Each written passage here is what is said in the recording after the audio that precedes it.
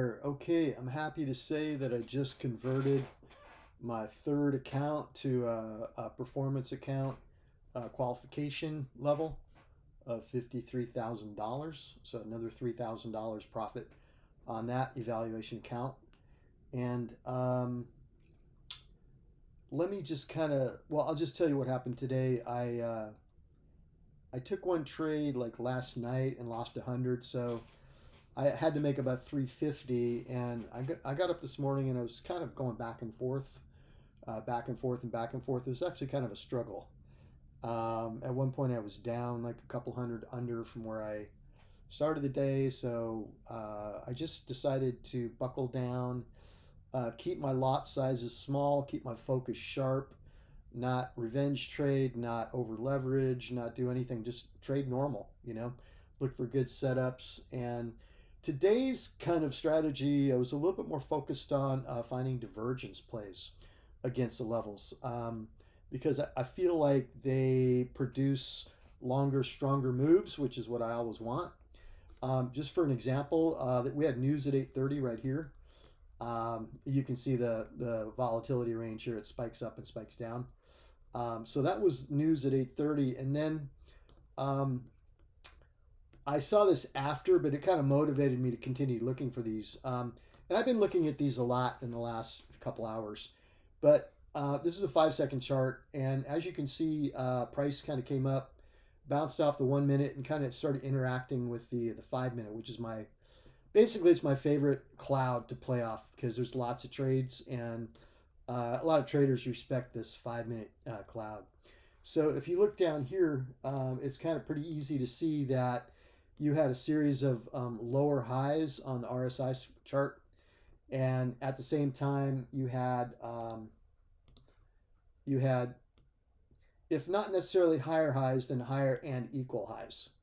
So it doesn't always have to be higher highs, but equal can count too, as long as this is falling. So then you had a little push here, and then a little bounce, a little back test, and then a really nice drop off after that, for about 95 to about 55, so about 40 points, which is really nice. I mean, considering I usually try to get 5 to 10 points per scalp, 40 points is a pretty nice trade. So I didn't get that one. I didn't see it until after. Um, but it kind of had me motivated to be looking for additional divergence plays with the RSI chart. So I was kind of watching and watching, and a lot of times you'll see divergence plays, but they're not really against any key level. So it's kind of it lowers your probability of success quite a bit. So I was just like really scouring the chart for levels, and I found this swing low right here, which I thought was a pretty good level to trade against if the RSI divergence wasn't necessarily going to be against a key EMA level, then maybe it could be against a pivot. So I marked this one, and I was watching the chart, and it sold off quite a bit after the news. I think it kind of overreacted, and then it bounced, and it bounced kind of back and forth across that level, which coincided with the 5, and then it kind of went up, and then kind of like went sideways, and did kind of this Wyckoff spring thing against that level. And the one I marked, that pivot, that's the pivot from over here. So I looked at my RSI, and I had a swing low here was oversold, and then this one, which was lower, was not oversold. So that showed me a strengthening market. So I went ahead and got long somewhere right in here after I got some confirmed green candles, and it went up pretty good. I had a 15-point target on it, and it hit it. So very small shares, like only 3 contracts. So as you can see, I wasn't trying to, even though I was really frustrated and I was getting closer and closer to my target, I didn't want to over leverage. I had the thought of just throw a lot of contracts on there and try to scalp out a small something, but that just didn't make sense to me. I really want to do these divergence plays. I really want to always be trading against a key level. In this case, it was a pivot from before, from like earlier this morning, and it turned out to be a really good trade. So yeah, so I'm celebrating right now that my third account getting to 53,000. And on this particular one, it took a little extra effort. I had a only a 54% win rate, and it was kind of my P&L was back and forth quite a bit, as you can see.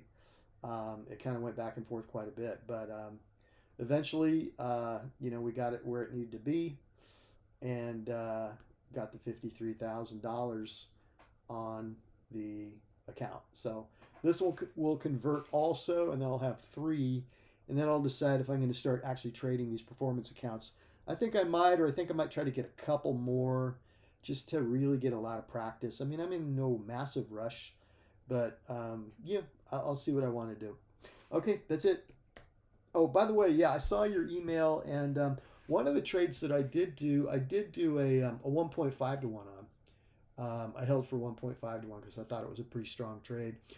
It was a trade, another one of my favorite trades lately. See if I can actually find it. It was a combined, it was like a crossover with a candle touch. I don't know if I can find it anymore, but oh, this is it right here. So as you can see, this is the 1 minute EMA, and this is the 5 minute EMA.